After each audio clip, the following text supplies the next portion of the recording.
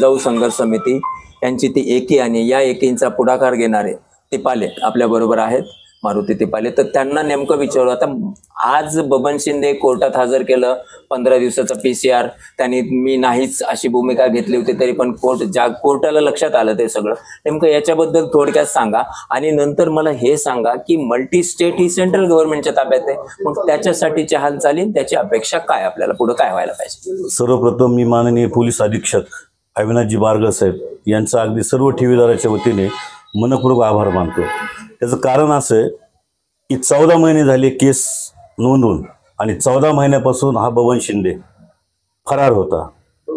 बबन शिंदेने जरी आज भूमिका घेतली असली की माझा ह्यात काही संबंध नाही, बबन शिंदे हा अनिता शिंदेचा सक्का नवरा आहे आणि बबन शिंदेच्या प्रवर्तक रूपातून ही बँक उभा राहिलेली आहे आणि ह्या बँकेचे संचालक म्हणजे अध्यक्ष त्याची बायको आहे, एक भाऊजाई त्याची संचालक आहे, दुसरी भाऊजाई त्याची संचालक आहे, एक भाची त्याची संचालक आहे, एक बहीण त्याची संचालक आहे.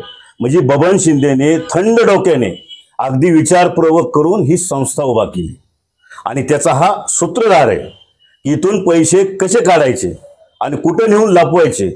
आणि अशा या भामट्याला बारगळ साहेबांनी शोधून आणलं. तर तत्कालीन पोलीस अधीक्षक यांनी आमची अगदी थर उडवली होती त्यांनी की ते हसत हसत ऐकायचे आणि आम्हाला बाहेर काढायचे. आणि ह्याहून दुःख ह्याचं असं होतं की आमच्या अशोकराव हिंगे यांच्या आंदोलनातून आम्ही यासाठी स्थापन करून घेतले. यासाठी स्थापन झालेली अनेक मीडियाला माहित नाही की या जिजाऊसाठी यासाठी स्थापन आहे आणि या यासाठीचा तपास अधिकारी हरिभाऊ खाडे होता. म्हणजे आर्थिक गुन्हे शाखेचा पोलीस निरीक्षक इंचार्ज हरिभाऊ खाडे, यासाठी मधला तपास अधिकारी हरिभाऊ खाडे. म्हणजे प्रचंड जबाबदारी या माणसावर होती. या माणसांनी लाच घेऊन, अक्षरशः लाच घेऊन या तपासाचे 3 तेरा वाजवले. इतके 3 तेरा वाजवले की हो सातत्याने बबन शिंदेच्या संपर्कात होता. बबन शिंदे कुठे आहे, कदाचित पुढचं पाऊल काय उचलायला पाहिजे याची सुद्धा माहिती खाडीने त्यांना दिली असावी. कारण न्यायालयामध्ये सुद्धा तो किती कुशाग्र बुद्धीचा तपास अधिकारी हे सिद्ध झालेलं आहे आणि जाणीवपूर्वक त्रुटी त्यांनी मागे ठेवलेल्या. आज आम्ही 1 वर्ष झालं मागणी करतो की सॉफ्टवेअरची कॉपी आम्हाला द्या, की जेणेकरून आम्हाला दिलेल्या पावत्या या खऱ्या आहेत का खोट्या आम्हाला कळेल. 14 महिने झाले साहेब, अजूनही आम्हाला सॉफ्ट कॉपी मिळालेली नाही. का मिळेल नाही ह्याला कारणीभूत तत्कालीन पोलीस अधीक्षक आणि हा हरिभाऊ खाडे. याही पुढे जाऊन सांगतो साहेब, यांनी 3 महिन्यापूर्वी बबन शिंदे मेला, बांगलादेशात मेला, पश्चिम बंगालमध्ये मेला अशी मला माहिती आली. अशी माहिती आमच्या बीड ठेवीदारामध्ये पसरवण्यात आली. आम्ही ठामपणे ती अफवापसरणाची तोंड दाबली आणि तेव्हा कुठं हा बबन शिंदे अर्थात अविनाशजी बारगळ साहेबांनी बाणेदारपणाने आमच्या ठेवीदाराचे अश्रू त्यांनी जाणून घेतले. साहेबांपुढे आम्ही रडलो ढासढासा आणि साहेबांना कदाचित नक्कीच आमची कीव आली म्हणून त्यांनी बबन शिंदेला या ठिकाणी जाऊन आणले. पण याहीपेक्षा आता आमच्या अपेक्षा जास्त आहेत बारगळ साहेबांकडून आणि आर्थिक गुन्हे शाखेचे जे चांगले अभ्यासक आहेत त्यांनी हाताळलेलं हे खातं. म्हणून तुम्ही ह्या भामट्याला धरून आणले, ह्या मवाल्याला धरून आणले, पण ह्यांनी पैसे खाल्लेले साहेब. आज सुद्धा त्याच्याकडे पैसे आहेत. त्याचा चेहरा अजिबात सांगत नाही की मी कपलक झालोय, मी दिवाळखोर झालो, अजिबात सांगत नाही. खाजगीमध्ये भेटणाऱ्या प्रत्येक माणसाला म्हणतो मी तुमचे पैसे देणार आहे. काही लोकांना म्हणतो अरे दिल्लीत फक्त 4 सह्या राहिल्यात, 4 सह्या झाली तुमचे सगळ्याचे पैसे मिळणार आहेत. म्हणजे याचा अर्थ थंड डोक्याने त्या बबन शिंदेने ह्या ठिकाणी हा कट असलेला आहे पैसे लुटण्याचा आणि त्याला मदत करणारे बीडमध्ये त्याचे नातेवाईकाची एक टोळी कार्यरत आहे. तुम्ही सांगा 14 महिन्यापासून हे फरार आहेत, अनिता शिंदे जेलमध्ये आहेत, सगळे संचालक फरार आहेत, त्यांची अंतरिम जामीन झाली. मग ह्यांची न्यायालयीन यंत्रणा कोण चालवतो असा सांगा एखादा महाराष्ट्रामध्ये वकील की जो बगर फेजचा गुन्हेगाराचा केस चालवतो, एक सांगा माणूस. आज आम्ही सुद्धा 1-1 रुपया गोळा करून न्यायालयामध्ये आम्ही वकील उभे केले कमी पैशात. मग ह्यांचा पैसा ह्या वकिलाला कोण देतो? 14 महिन्यापासून प्रकरण चालू न्यायालयात. प्रत्येक तारखेला 2-2 वकील हजर आहेत त्यांचे, ते बी स्टँडर्ड. आज तो पुण्याहून वकील आले. कुठेची कॉपी करण्याचा प्रयत्न या शिंदेने केला आणि आमच्यावर छाप टाकण्याचा प्रयत्न केला. म्हणून आमची चिंता अजून वाढली. ही चिंता फक्त बारगळ साहेब दूर करू शकतात.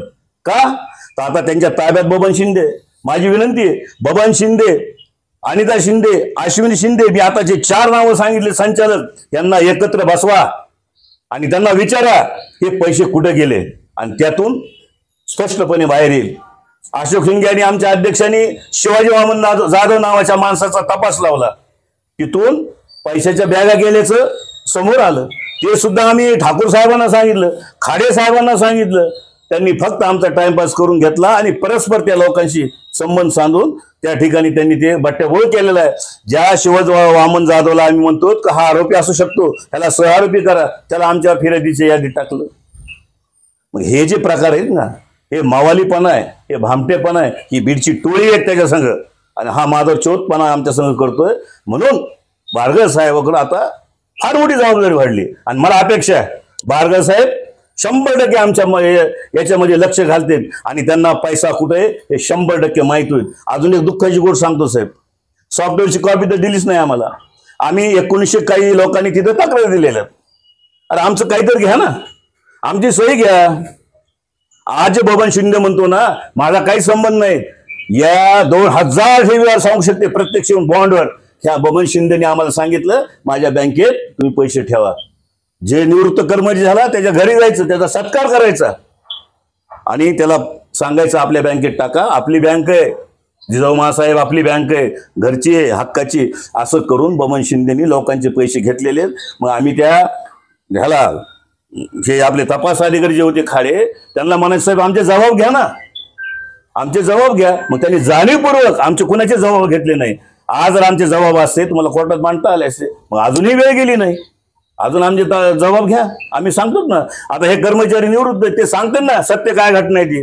ते निवृत्त कर्मचारी सांगते सत्य काय घटना आहे. बबन शिंदेनी पैसे त्यांना ठेवायला सांगितले का नाही सांगितले हे स्वतः सांगते, बॉन्डवर लिहून देतो आम्ही. मग एवढे सबळ पुरावे पोलिसांना तयार करावे लागतील आणि ते करण्याचं धाडस बारगळ साहेबांनी करावं आणि करतील. आणि माझी सगळी अपेक्षा बारगळ साहेबावर. दुसरी गोष्ट, जिल्हा प्रशासन आणि पोलीस प्रशासन दोघांनी समन्वय साधल्याशिवाय एमपीडीचा प्रस्ताव परिपूर्ण होऊ शकत नाही. पण जिल्हाधिकारी महोदय याकडे पूर्णपणे दुर्लक्ष करतात. मी जेव्हा जेव्हा गेलो मला उदासीन बोलतात ते. तरी मी म्हणलं साहेब मी सोडू का हे नाद, आंदोलन बंद करू का? अरे नाही नाही, गोरगरिबासाठी करावं लागेल. म्हणजे कुठेतरी इथं पाणी मुरतंय. एक उदासीनता आहे त्यांच्या मनात. मला त्यांच्यावर कोणता आरोप नाही, पण त्यांच्या डोक्यात एक उदासीनता आहे. हे काय ठेवीदार येत असतात, मोर्चे काढत असतात, पण असं होणार नाही. त्याच्यामध्ये पोलीस अधीक्षक आणि जिल्हाधिकारी हे 2 प्रशासन एकत्र आले तर आमचा जो एमपीआयडीचा प्रस्ताव आहे तो अगदी परिपूर्ण होईल. सर मला सांगा, आरोपीमध्ये सगळे संचालक आहेत. मी आता जे तुम्हाला त्यांचे नावं सुद्धा मी सांगू शकतो. सर केशरबाई मोहन नाईकवाडे ही बबन शिंदेची भाऊजाई आहे. पुष्पा विक्रम नाईकवाडे ही त्यांची भाऊजाई आहे. अनिता व्यंकट पवार ही त्यांची भाची आहे. महानंदा मातकर ही त्यांची बहीण आहे. आणि अश्विनी वांड्रे हे कार्यकारी अधिकारी. मला सांगा, अश्विनी वांड्रेची फक्त एकच प्रॉपर्टी काढली, बाकीच्या प्रॉपर्ट्या काढल्या नाहीत. आणि ह्या 4 बबन शिंदेच्या खऱ्या नातलग आहेत. जे माणूस आपण म्हणतो ना माणूस चोरी करून आपल्या कोणत्या पाहुण्याच्या नावावर पैसे ठेवू शकतो, तर आमचा संशय ह्यांच्या नावावर पैसे असू शकतात. ह्यांचे बंगले आहेत, ह्यांना जमीन आहेत. ह्यांची मालमत्ता का ताब्यात घेत नाही जिल्हा प्रशासन, पोलीस अधिकारी का घेत नाहीत? तर ह्यांना आम्हाला न्याय द्यायची भूमिका नव्हती. पण आता बारगळ साहेब आल्यामुळं कदाचित आम्हाला न्याय 100% मिळेल. आणि हे जे असे संचालक आहेत, आरोपी सांगायच्या प्रॉपर्टी आल्या पाहिजे ना. अश्विनी वांड्रे ह्याच्यामध्ये कायदेशीरता दोषी आहे, कसं काय अंतरिम जामीन होती? पोलीस काय भूमिका घेत नाहीत? 70 कोटी तुम्हाला मी पत्र टाकलं सर, ते तुम्ही फ्लॅश करा. त्याचा स्पष्ट उल्लेख लिहिलेला आहे की कार्यकारी अधिकारी आणि संचालक मंडळींनी हा भ्रष्टाचार केलेला आहे. ह्याच्या आधारावर तुम्ही करायला पाहिजे कारवाई. का केली नाही? ह्याच्यामध्ये तो जो खाडे नावाचा घुसला होता, जळू रक्त पेला तो ठेवीदारांचं, आणि त्या माणसाने आमच्या ह्याचं बट्ट्याबोळ केलेलं आहे.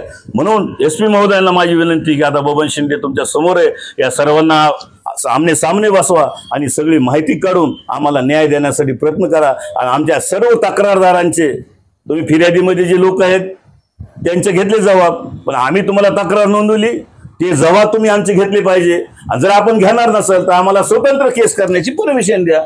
त्यालाही तुम्ही परवानगी देत नाहीत.